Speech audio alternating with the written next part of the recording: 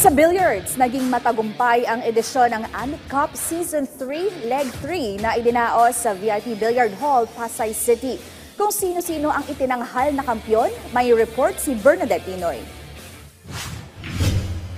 Sa pagsisimula ng taong 2025, agad din nagpasiklab ang mga Filipino billiard artists sa Amit Cup Season 3 Leg 3. Umabot na kasi sa 142 players ang nagparehistro sa torneo at sumalang sa Intermediate at Advanced Division. Ayon sa founders na sina Ren Rivera at Filipino billiard legend Rubilin Amit, ito na ang pinakamalaking datos nila mula nang magsimula ang patimpalak.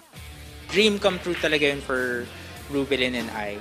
Honestly, alam naman naming darating doon, pero ako personally hindi ko in-expect na ganun siya kabilis mangyayari.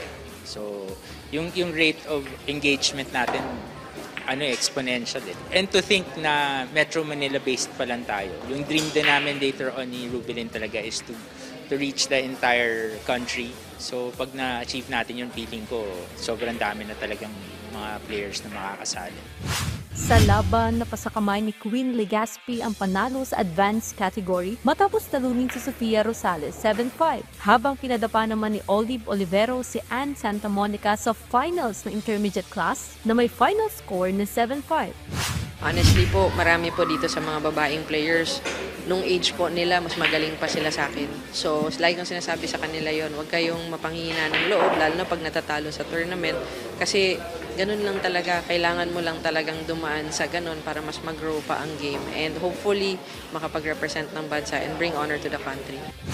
Samantala, kasunod naman ng matagumpay na edisyon ngayong Enero, inanunsyo rin ni Rubilin at Ren na posibleng idaos ang Leg 4 at Grand Finals ng paligsahan sa buwan ng Marso at Mayo ngayong taon. Bukas din sila sa mga Pinay pool players na naisumali sa Amit Cup. Bernadette Tinoy para sa Atletang Pilipino, para sa Bagong Pilipinas.